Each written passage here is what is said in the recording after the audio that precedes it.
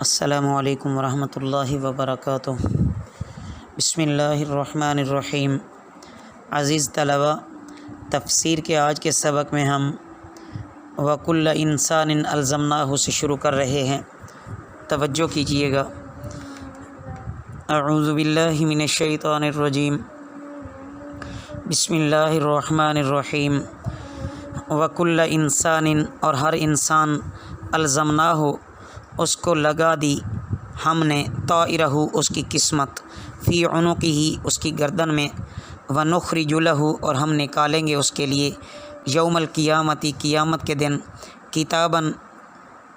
ایک کتاب، یلقاہ اور اسے پائے گا، منشورا کھلا ہوا، اقرأ پڑھ لے، کتاب کا اپنی کتاب کو، کفا کافی ہے، بنفسی کا تو خود، الیوم آج، علیک اپنے اوپر، حسیباً حساب لینے والا، من اہتدی جس نے ہدایت پائی، فإنما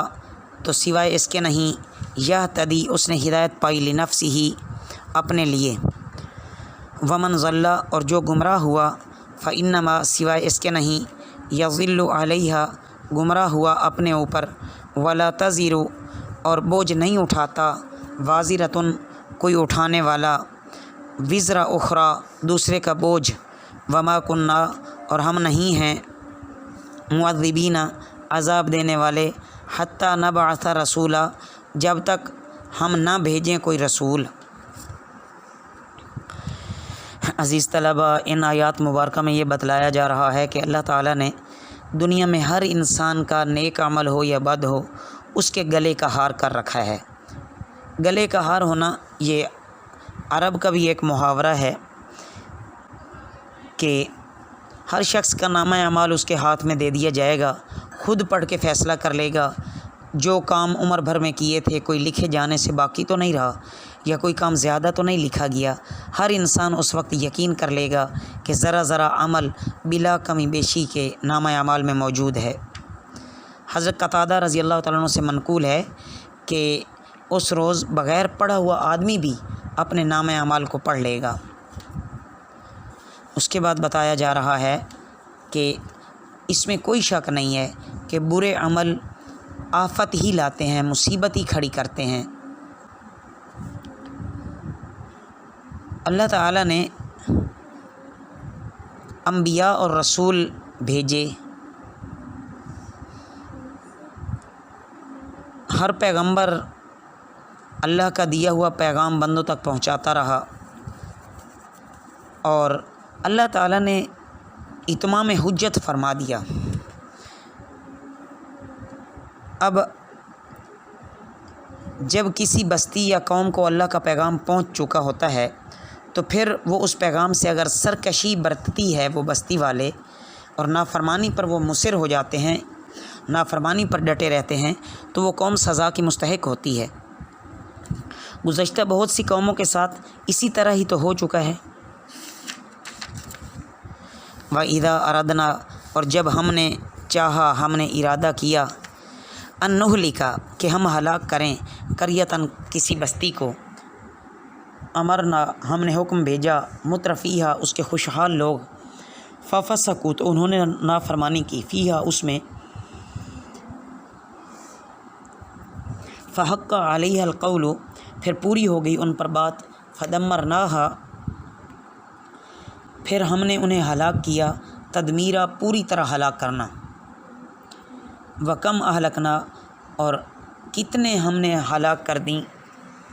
من القرون بستیوں سے، اور کتنی ہم نے ہلاک کر دیں بستیوں سے، من بعد نوح نوح علیہ السلام کے بعد سے، وَكَفَى بِرَبِّكَ اور کافی ہے تیرا رب، بِذُنُوبِ گناہوں سے،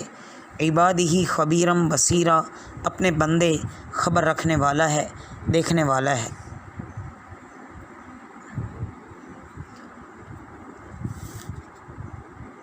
تو عزیز طلباء، یہاں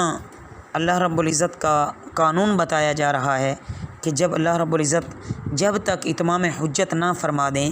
یعنی تمام دلائل، تمام ہدایت کے اسباب، فرمانبرداری کے تمام اسباب پورے فرما دیں، جب تک اللہ یہ نہ کریں اس وقت تک اللہ عذاب نہیں لاتے۔ ہاں، جب اللہ تعالیٰ نے اتمام حجت بھی فرما دی، اس کے بعد بھی اگر وہ بستی والے اپنی بدعمالیوں میں مشغول رہتے ہیں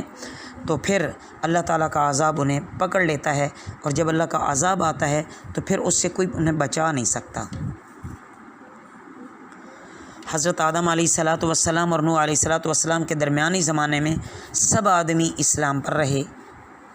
پھر بعد میں شرک اور بت پرستی شروع ہو گئی، تو نوح علیہ السلام ان کی اصلاح کے لیے بھیجے گئے اور سینکڑوں برس سمجھایا، جب نہ مانے تو بالآخر اللہ کے منکر ٹھہرے، اللہ کے احکامات کے منکر ٹھہرے، تو اللہ تعالیٰ نے ان پر عذاب نازل فرما دیا۔ اس کے بعد ایک حقیقت پر متنبہ کیا جا رہا ہے کہ جب کسی قوم کی شامت آتی ہے نا، اور شامت آنے والی ہوتی ہے، تو اس قوم کے دولت مند جو لوگ ہوتے ہیں، رئیس لوگ ہوتے ہیں، وہ فسق و فجور پر اتر آتے ہیں، شہوات اور لذات میں مست ہو کر اللہ تعالیٰ کی نافرمانیاں کرتے ہیں، اور بالآخر یہی ایک فتنہ ہوتا ہے جو ان کو لے ڈوبتا ہے۔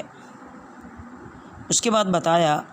کہ نتائج عمل کے لحاظ سے دنیا میں انسان کے دو گروہ ہیں۔ ایک گروہ تو وہ ہے کہ اپنے ہر عمل سے دنیا کا طالب ہے، دوسرا وہ گروہ ہے کہ اپنے ہر عمل سے آخرت کا طالب ہے۔ پھر ہر گروہ کا انجام بھی ظاہر فرما دیا کہ جو آخرت کا طالب ہے اس کو اللہ دنیا بھی جو اس کے مقدر کی ہے ضرور عطا فرمائیں گے، اور بلکہ دنیا بھی اس کی اللہ خوشحال فرما دیتے ہیں، اس کو غنا عطا فرماتے ہیں، اطمینان عطا فرماتے ہیں۔ اور دوسرا گروہ جو دنیا کا طالب ہے، دنیا تو اس کے مقدر میں جتنی ہے اسے مل ہی جانی ہے، لیکن آخرت کے لحاظ سے پھر اس کا آخرت میں کوئی حصہ نہیں ہے، وہاں کے انعامات سے وہ محروم ہو جائے گا، الا ماشاء اللہ۔ اس کے بعد دیکھیے عزیز طلبہ، من کانا یرید العاجلۃ، جو کوئی چاہتا ہے جلدی، اجلنا، ہم جلد دے دیں گے، لہو، اس کو، فیہا، اس دنیا میں، ما نشاء، جتنا ہم چاہیں گے، لمن نرید، جس کو ہم چاہیں، ثم جعلنا لہو، پھر ہم نے بنا دیا اس کے لیے، جہنم کو، یصلاھا، اور وہ داخل ہوگا اس میں، مذموماً، مذمت کیا ہوا، مدحوراً، دور کیا ہوا، ومن اراد الآخرۃ، اور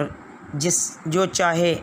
آخرت کو، وسعا، اور کوشش کی اس نے، لہا، اس کے لیے، سعیہا، اس کی سی کوشش ہے، وہو مؤمن، اور وہ مومن ہے، فاولئک، پس یہی لوگ ہیں، سعیہم مشکورا، کہ ان کی کوششیں قدر کی ہوئی ہیں، کلن نمد، ہر ایک ہم دیتے ہیں، ہؤلاء، ان کو بھی، وہؤلاء، اور ان کو بھی، من عطاء ربک، تیرے رب کی بخشش سے، وما کان، اور نہیں ہے، عطاء ربک، تیرے رب کی بخشش، محظوراً، روکی جانے والی۔ انظر، دیکھو، کیفا، کس طرح، فضلنا، ہم نے فضیلت دی، بعضهم علی بعض، ان کے بعض کو بعض پر، وللآخرۃ، اور البتہ آخرت، اکبر درجات و اکبر تفضیلا، سب سے بڑے درجے ہیں اور سب سے بڑی فضیلت ہے۔ عزیز طلبہ، ان آیات مبارکہ میں وہی بیان فرمایا جا رہا ہے کہ عمل کے نتائج کے لحاظ سے دو گروہ ہیں، جو کہ گزشتہ سبق میں نے آپ کے سامنے عرض کر دیا تھا۔ اب یہاں تھوڑی سی وضاحت ہے کہ جو اپنے اعمال سے آخرت کی نیت کرے گا، اس کے متعلق بتایا جا رہا ہے کہ اللہ کے ہاں ایسوں کو پورا اجر ملے گا اور ہمیشہ ہمیشہ کی نجات ملے گی، مگر 3 شرطیں پائی جائیں۔ نمبر 1 کہ اس کی نیت صحیح آخرت والی ہی ہونی چاہیے، دوسرا کہ جو اس کی نیت ہے اس کے لیے کوشش بھی کرنی چاہیے، یعنی نیک اعمال میں آگے سے آگے بڑھنا چاہیے، اور تیسری شرط یہ ہے کہ وہ شخص مومن بھی ہو، یعنی صحیح العقیدہ ہونا ضروری ہے، صحیح نیت اور صحیح عمل کے ساتھ ساتھ صحیح ایمان کا ہونا ضروری ہے، تو اس طرح وہ انسان ہمیشہ ہمیشہ کے لیے کامیاب ہو جائے گا، اور جبکہ جو دوسرے ہیں وہ ہمیشہ ہمیشہ کی ناکامی ان کا مقدر بنے گی۔ اللہ رب العزت ہم کو بھی اس گروہ میں شامل فرما لیں جن کو ہر عمل سے آخرت اور اللہ کی رضا مطلوب ہوتی ہے، اور اللہ ہمیں ہاں اللہ ہمیں دنیا آخرت میں نیک لوگوں کا ساتھ نصیب فرمائے۔ وما علینا الا البلاغ المبین۔